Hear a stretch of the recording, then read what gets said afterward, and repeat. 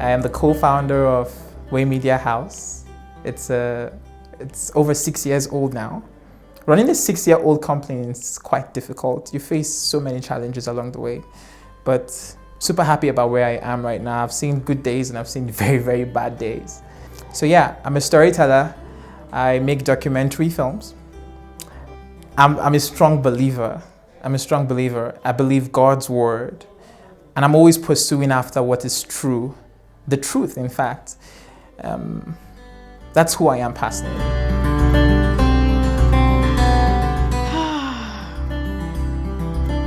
Bilal.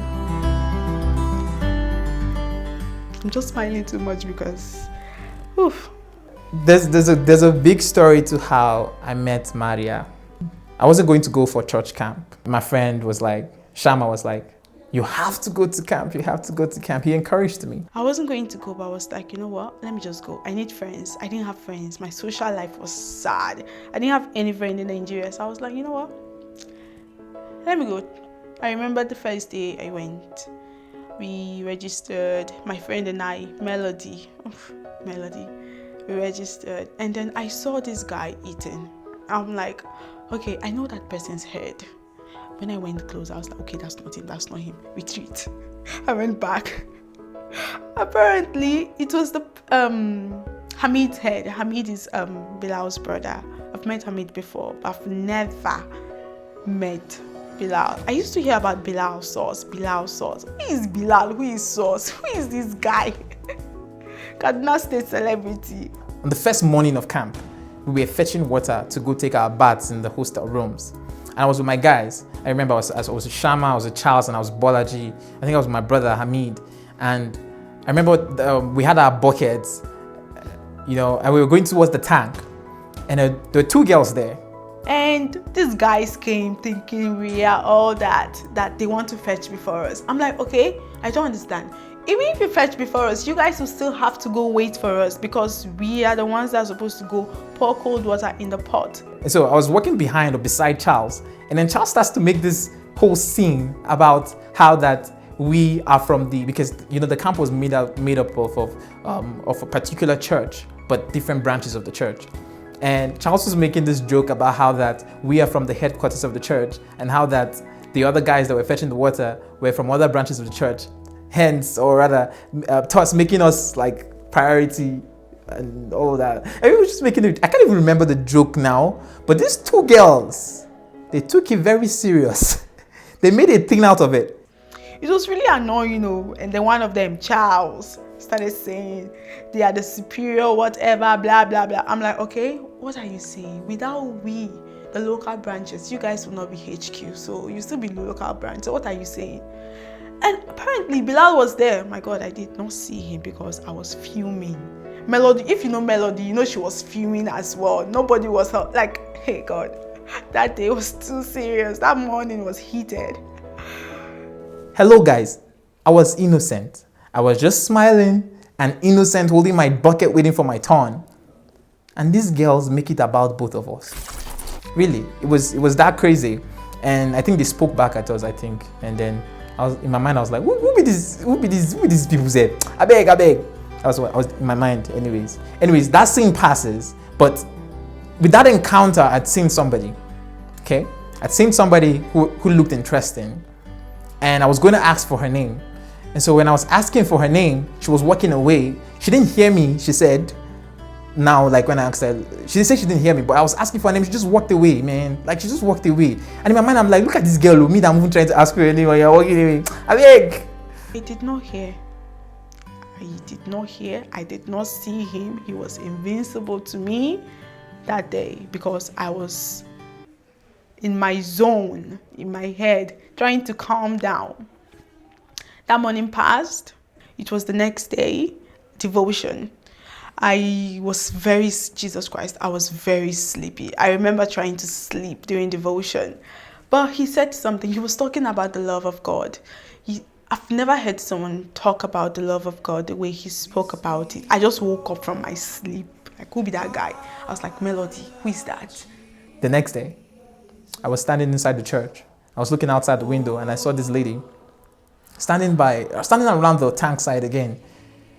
And it was as though at the moment, at the instant, like I felt this energy that just jumped inside of me. And it felt like, you know how you know yourself? It felt like I knew her like that. It felt like I could tell you her name even if I didn't know her name. It felt like I could tell you why she had glasses on and if they were medicated or not. I could tell you everything about her because of that energy. It was like, I can't explain that connect till this day. And that was beautiful for me. I just knew I had to talk to this person. I had to be in this person's life. I had to be friends with this person. And that was it. That was it at the time. We had a break time, I guess. In the afternoon, I was just listening to me. I was listening to Sam Smith. For church camp, I did listen to Sam Smith. Hey God. Fire for fire. That song sweet, sha. And then Bilal just came, came to pull me, remove my earpiece, and was like, I should come join the circle. It's like, this guy, me and Auntie just leave. He thought I was sad or just lonely. I wasn't, man. I was with Sam Smith. I was in Utopia. And then I was like, okay, I'm just going to join. I went, we sat down, we were gisting. It was fun, actually. We were talking. And Bilal was playing hard to get. I mean, you pulled me to come and join the circle. You are still playing hard to get. I don't understand. What's happening? It's not as if I was trying to get him or anything. I was just trying to talk to him. I just like having really nice convos with people. But he wasn't having that. I don't know why. The last day of camp came. And I remember sitting with Shama and her. We're packing the chairs back into the truck that was going to take the chairs away. And then we're having this conversation with Mariya, and then she was just there.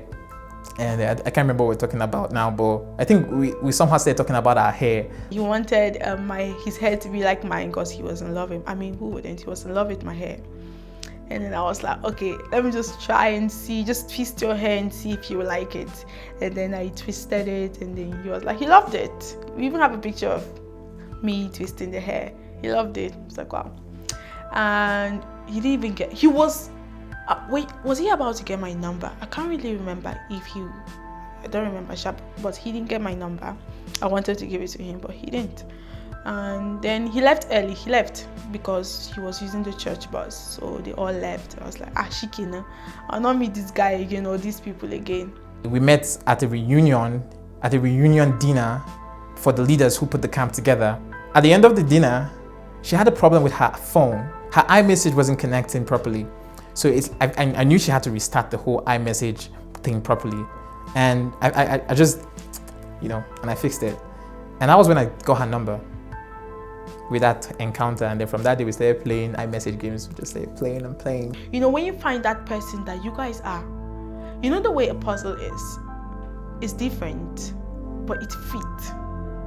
That was how it was. And then there are some things that when I say I am this, he'd be like, me too. I was like, Bilal, I think we're just going to get tired of saying me too, because most of the things were like, me too, me too, me too, which was good. We never ran out of something to talk about. We were always talking about a fly can be passing, we talk about that fly. It was just beautiful. It was effortless. It was really amazing. And for me to find that person that you can just talk about anything with, oh my God, it's 1 in a million. And when I just found out that Bilal is that person, I was like, hell no, I'm not letting this go. He's for keeps.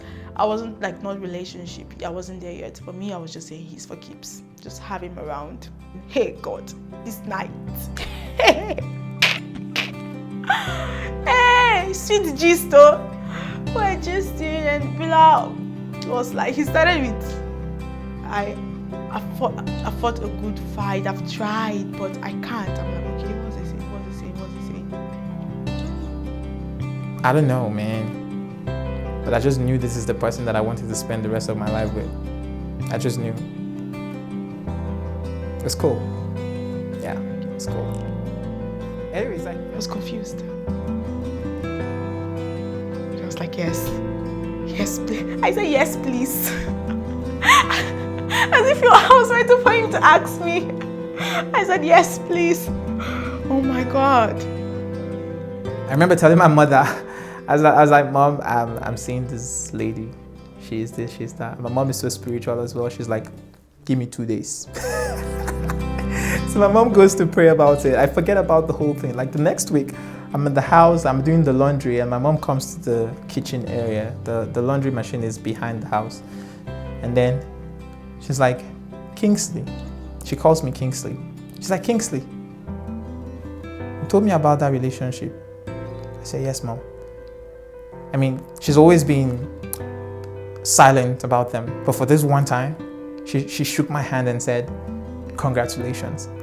That's how I knew that, see, this is it. This is the one. Like, there's no way that this is not it. And I'm just really grateful that I've met someone so amazing, so beautiful, so smart, so intriguing, so exciting. I'm not easily entertained, but every second with her is an entertainment. It is beautiful, right? That's all I can say right now. It's just a blessing from God. Proposal! A series of unfortunate events happened that day I will not forget. I fell down. Okay, so Bilal said, Isa sold her phone. Isa is his sister. And so he's going to have to give it to the person she sold it to. I was like, Bilal, just come and chill. I want to make chicken. He was like, okay, he'll come. But then we'll have to live together, drop the phone and then come back. I was like, sure. I got dressed. I just got dressed for nothing, though. I just got dressed. And that day, after getting dressed, it started raining. I was like, Jesus. I went outside to wait for Bilal because I wanted to be close to the gate when he comes, so I would just open the gate directly. I was on the couch. There's this couch in front of the front door corridor. I was there waiting for Bilal. And then when he came, he called me and I was about to get down and go open the gate. I fell. I slipped and fell. God. I went to the gate. Before I could open the gate, close the gate, I was wet. My clothes was drenched in water, rain. I said, Jesus. I went to change. I opened the gate for Bilal. He got in and I went to change. I wore my joggers, my blue joggers, and I wore this very cute leather jacket. It's yellow, but then the blue joggers didn't bring out the cuteness of the leather jacket. Asking Mariya to marry me was shit. Beautiful. I mean, I'm not supposed to be saying it was beautiful, but I just felt so happy. I felt so fulfilled. I'd never felt so fulfilled before. Like, asking her to be my wife was amazing. And really, I remember begging her that day to wear something nice. I was trying to trick her and stuff, but she kept it. You know, she's a very stubborn person. I mean, a good way. She's very driven, you know, very decisive. And then she's like, no, she's wearing slippers. So I'm like, okay, wear slippers. Okay, change your dress. She's like, no, she's going to wear what she's wearing. And she was wearing these blue joggers and these big sleeves on one off dress. And then when we're eating granite, she was like, oh, Isa just called, let's go drop the phone. Then he told me, go and change now. I was like, babe, I'm not going to change. My brother Gino was like, go and change. I said, no, it's just here, plus I'll be in the car. I don't have to change. I was like, if you tell me you take me to Chicken Republic, I'll change. It's not him to say that, he didn't.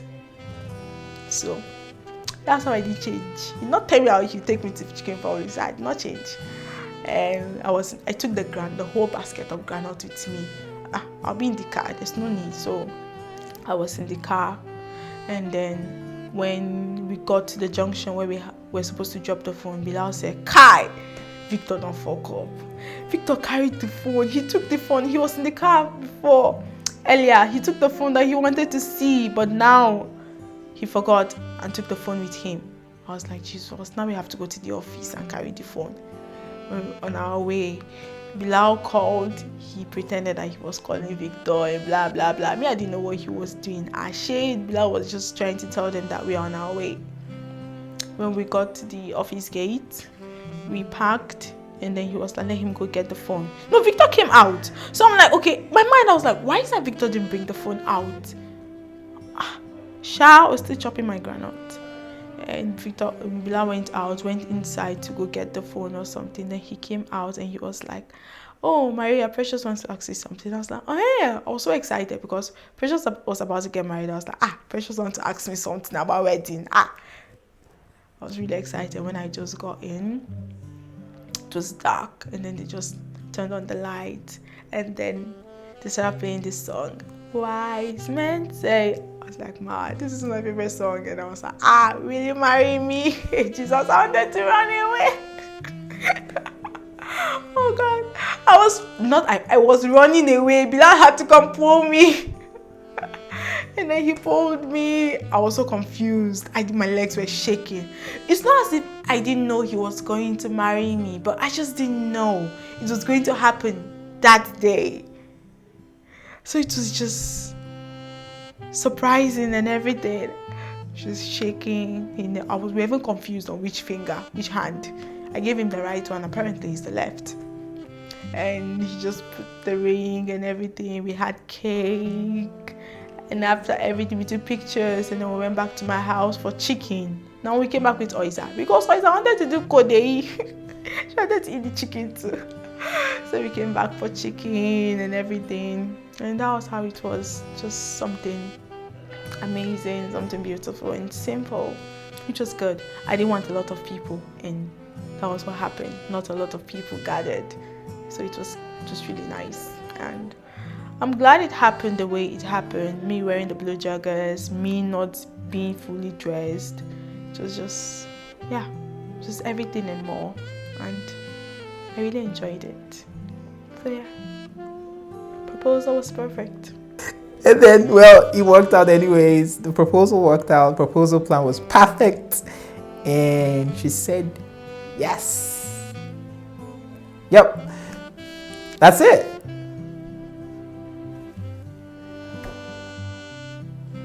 We're getting married. I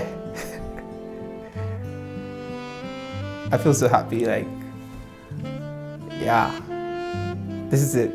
We're getting married.